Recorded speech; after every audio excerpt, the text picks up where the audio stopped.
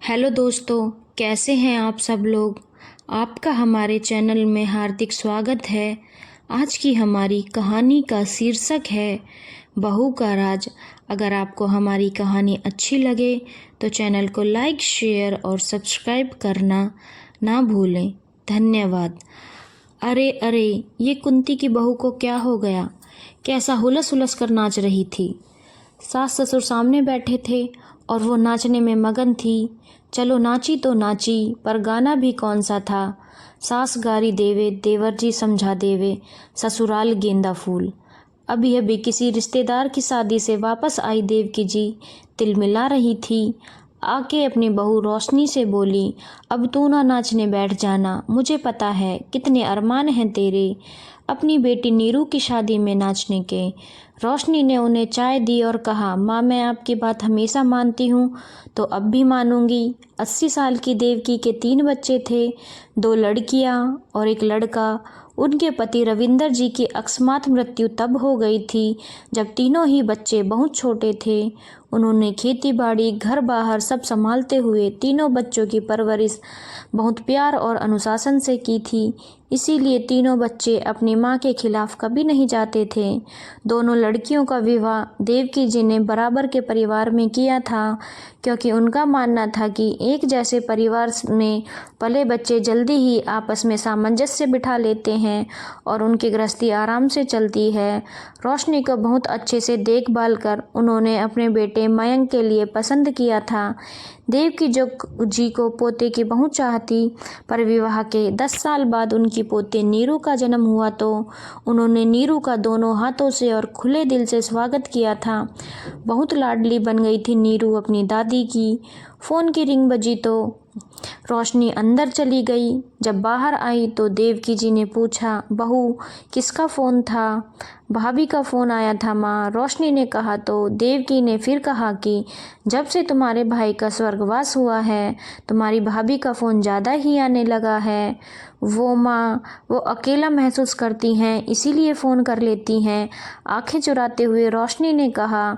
अगले दिन फिर उसकी भाभी का फ़ोन आ गया। रोशनी को बुरा लग रहा था, फिर भी उसने फ़ोन उठा लिया। नमस्कार भाभी, कैसी हो? सब ठीक तो है ना? अभी कल ही तो बात हुई थी।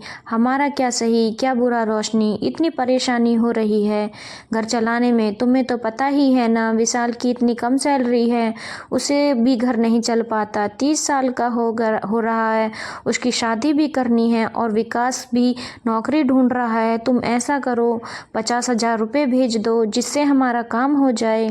रोशनी की भाभी बिंदास बोली, पर भाभी भाई के जाने के 1 साल के अंदर आप 2 लाख रुपए ले चुकी हो और मैंने कभी मना नहीं किया। पर अब फिर रोशनी भाभी की बातों पर आश्चर्य करते हुए बोली, रोशनी तुम भूल गई हो हमने तुम्हारे बुरे वक्त में तुम्हारा कितना साथ दिया। तुम्हारे 1 साल हमने तुम्हें अपने साथ रखकर तुम्हारा साथ दिया, जिससे तुम्हारा ससुराल बच रहा है।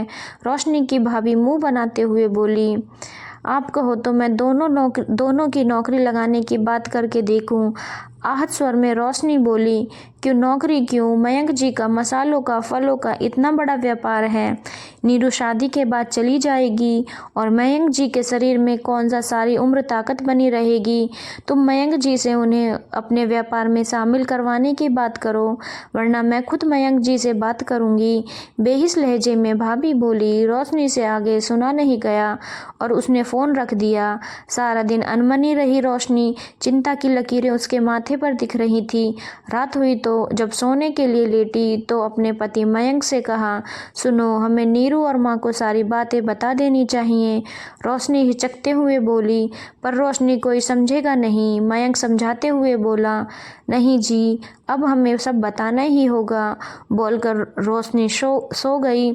जब सुबह उठे तो देवकी जी की चहकती हुई आवाज़ आ रही थी। रोशनी अपनी सास के पास आई और बोली, माँ हमें आपसे बात करनी है। अरे बहू, बात तो होती रहेगी, जल्दी से मुंह मीठा कराओ। अपनी नीरू के लिए एक बहुत अच्छा रिश्ता आया है। मेरी बहन आशा का सब देखा भला है। उत्साहित होते हुए देवकी जी बोली। तभी दरवाजे की घंटी बजी। रोशनी ने दरवाज़ा खोला तो उसका बड़ा भतीजा विशाल खड़ा था, जिसे देखकर रोशनी को जरा भी अच्छा नहीं लगा। उसने पूछा, विशाल तुम यहाँ कैसे? कल ही तो भाभी से बात हुई थी, बुआ माँ ने ही भेजा है फूफा जी से व्यापार सीखने को। अगर नहीं सिखाया तो आपका 24 साल पुराना राज बाहर आ जाएगा।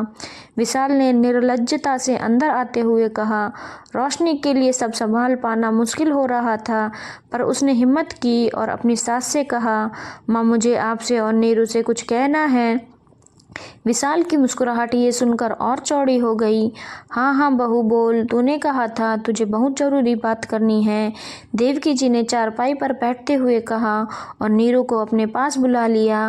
विशाल की मुस्कुराहट ये सुनकर चौड़ी हो गई। माँ नीरू को हमने अनाथ आश्रम से गोद लिया था 24 साल पहले। कांपते हुए रोशनी ने कहा, ये कैसा मजाक है बहू, ये कैसा मजाक है बहू, नीरू को तुमने अपने मायके में जन्म दिया था।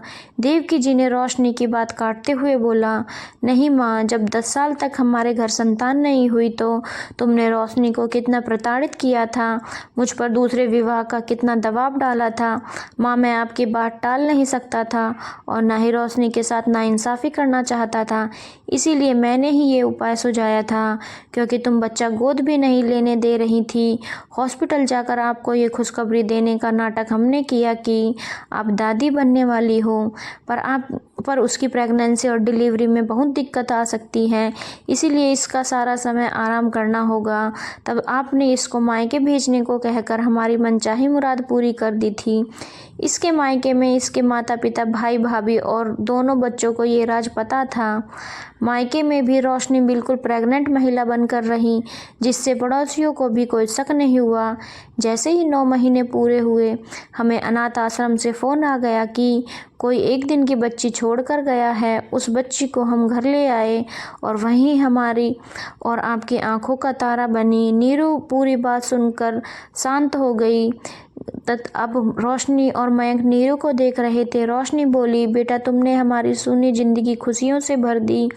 अगर कहीं कोई कमी रह गई हो तो हमें माफ़ कर देना, पर तुम्हें कभी भी लगा हो कि हमारी ममता कम थी या किसी और बात से। नीरू की आंखों में नमी थी।